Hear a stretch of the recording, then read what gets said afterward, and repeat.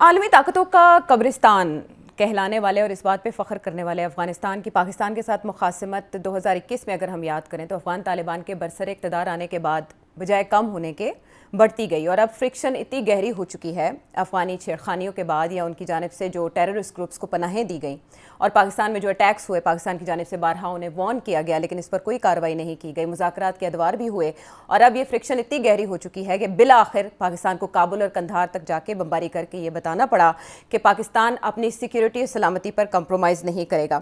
سیٹھی صاحب، situation over time ورس ہوئی ہے، اور اس سے پہلے کچھ دوست ممالک کی جانب سے یہ تلخی کم کرنے کی بھی کوشش ہوئی۔ جب بیٹھے مذاکرات کی میز پر تو میں نے آپ سے پوچھا کہ اس کا مستقبل کیا ہے، اور آپ نے جو پیش گوئی کی وہ وقت کے ساتھ درست ثابت ہوئی، اور ہم نے پچھلے ہفتے اس کو پلے کیا تھا۔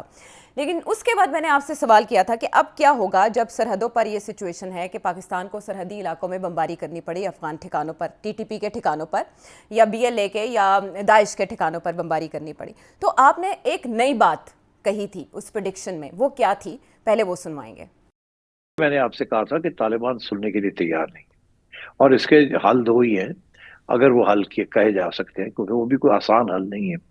ایک تو یہ ہے کہ آپ ٹارگیٹڈ آپریشنز کنٹینیو کریں، اور اگر آپ کو اندر بھی جانا پڑے تو آپ کو کرنا پڑے گا۔ یہ تو نہیں ہو سکتا کہ وہ وہاں سے بیٹھ کے کرتے رہے اور آپ چپ کر کے بیٹھے رہے، بیکاز وہ تو اٹیک کر کے چلے جاتے ہیں واپس۔ تو ایک تو یہ، اور دوسرا یہ کہ آئی تھنک اس سے زیادہ بھی آپ کو کارروائی کرنی پڑے گی ریجیم چینج کی۔ یہ میں کافی عرصے سے کہہ رہا ہوں، کیونکہ ایسے اس رجیم کے ساتھ آپ کام نہیں کر سکتے۔ دیکھیے سیٹھی صاحب، معاملات اسی طرف جا رہے ہیں یا جانے کے قریب پہنچ چکے ہیں۔ ہمارے وزیر دفاع نے بھی ایک زبردست بیان دیا کہ گھر یہ جنگ ہے تو پھر جنگ ہی صحیح۔ ابھی تک سچویشن یہ ہے کہ ہم ذبیح اللہ مجاہد جو طالبان رجیم کے ترجمان ہیں ان کی جانب سے مذاکرات کی باتیں سن رہے ہیں، بٹ آپ سے جب میں نے یہ سوال کیا کہ پاکستان کی سرحدی علاقوں میں کارروائی کے بعد افغانستان ریٹیلیٹ کرے گا تو آپ نے کہا تھا اس کے چانسز کم ہیں، وہ زیادہ سے زیادہ کیا کریں گے؟ پھر افغانستان نے جواب دینا کیوں ضروری سمجھا؟ میرا خیال ہے اس وقت یہ جو نئی ڈیولپمنٹس ہوئی ہیں اس کے پیچھے ایک نئی سوچ ہے، جس میں اسرائیل، انڈیا اور طالبان انہوں نے ایک اکٹھا محاذ بنا لیا ہے، اور یہ جو کچھ ہو رہا ہے یہ سوچا سمجھی ایک سازش کے تحت ہو رہا ہے، ایک اسٹریٹجی کے تحت ہو رہا ہے۔ کیونکہ پہلے تو یہ تھا نا کہ صرف اسرائیل انڈائریکٹلی انوالوز انڈیا کے ذریعے، انڈیا کے جو اسرائیلی ڈرونز تھے وہ طالبان کو دیے جا رہے تھے، طالبان انڈیا میں ٹریننگ حاصل کر رہے تھے اینڈ سو آن۔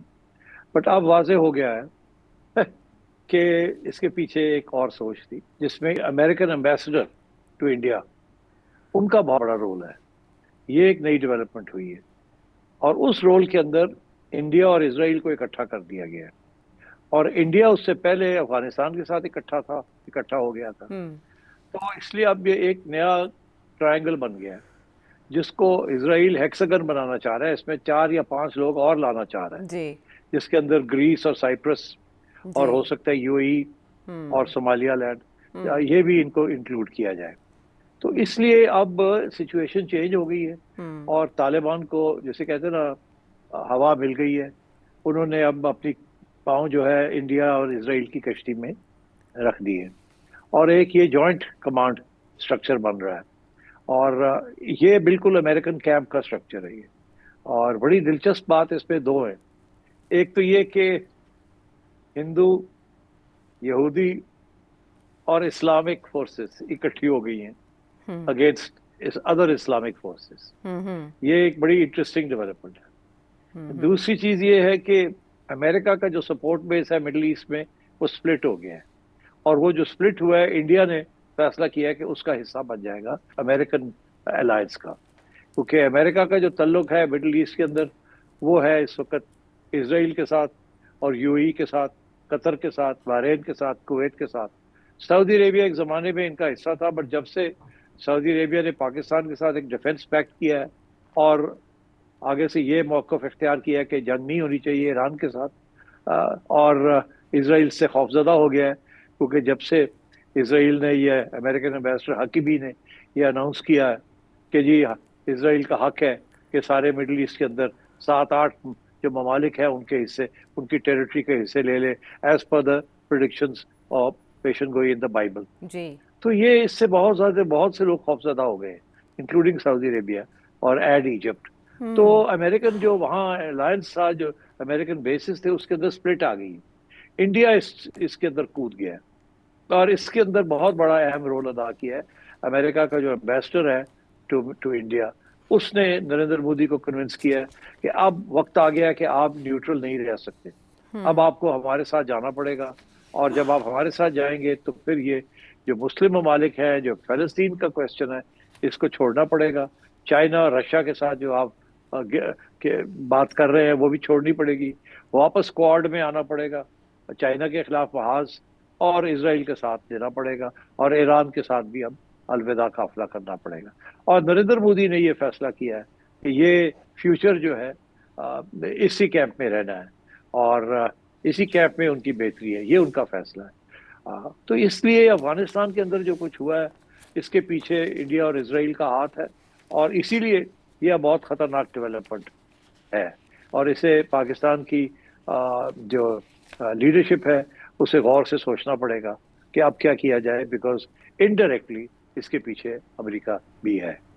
اچھا سیٹ صاحب، آپ نے تو کینوس کو بہت وسیع کر دیا، لینس بھی بہت بڑا ہو گیا اس معاملے کا. اگر اس میں بیکنگ حاصل ہے انہیں اسرائیل اور انڈیا کی آشیرواد اور وہ کانفیڈنس ہے، یا ان کی شے پہ افغانستان کی جانب سے اقدامات کیے جا رہے ہیں. اور مین وائل ہم نے officer of eastern command India کے راجیش پشکر، ان کی سٹیٹمنٹ سنی آپریشن سندور کے حوالے سے، اور انہوں نے پاکستان کو ایک نئی دھمکی دی اور بھرپور کانفیڈنس کے ساتھ دی.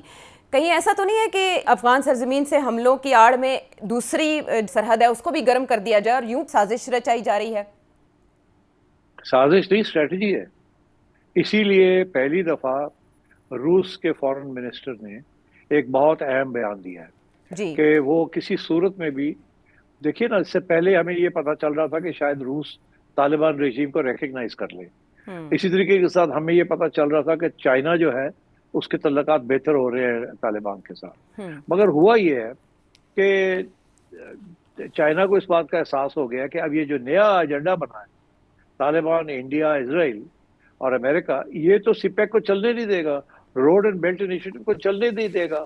اور وہ جو چائنا اور انڈیا کے ساتھ مل کے مڈل ایسٹ کے ذریعے یورپ تک پہنچنے کا روٹ بن رہا تھا، اس کو بھی اب نہیں بننے دیں گے یہ. تو یہ تو ایک بہت بڑی گیم گلوبل سکیل پہ ہو رہی ہے، اور جس کے اندر اب انڈیا نے، جسے کہتے ہیں نا، اپنا وزن ایک طرف ڈال دیا ہے، اور وہ وزن بڑا واضح ہے. اور بہت بڑی گریٹ گیم اب شروع ہونے والی ہے، جس کے ساتھ انڈیا اور امریکہ اور اسرائیل ایک طرف ہوں گے، الائن ہوں گے، اور ادھر رشیا، چائنا، اور رشیا کو بھی پاکستان کے قریب آنا پڑے گا، اور ٹرکی، یہ اب دوسری طرف ہوں گے.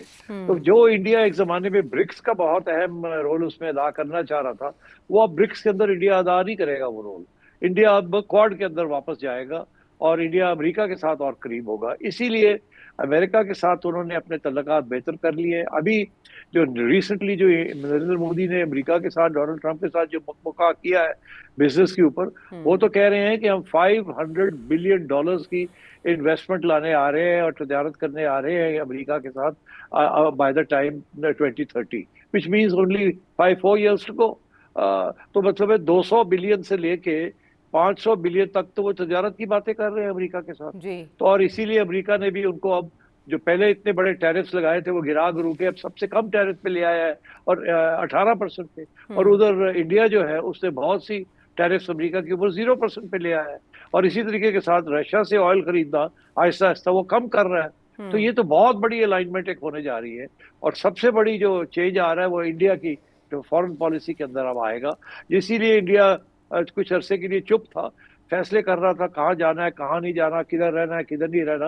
اور انہیں اس بات کا احساس ہو گیا کہ اب وہ جو نیوٹرل، وہ جو رہنا چاہ رہے تھے نان الائنڈ، وہ دروازے بند ہو گئے ہیں.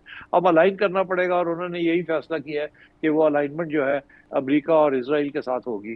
اور اسی لیے انہوں نے طالبان کو ساتھ لے لیا ہے. تو جب آپ یہ کہہ رہی ہیں کہ دونوں فرنٹس کی بات کر رہی ہیں، یہ بالکل آن دا کارڈز ہے یہ. اور اس کا جو ایم ہے وہ ہے کہ پاکستان کو بھی کمزور کرنا اور چائنا کو روٹس سے محروم کرنا. سپیک کو بھی نہیں چلنے دینا، اور دوسرے روٹس بھی جو بنا رہے ہیں ان کو نہیں چلنے دینا.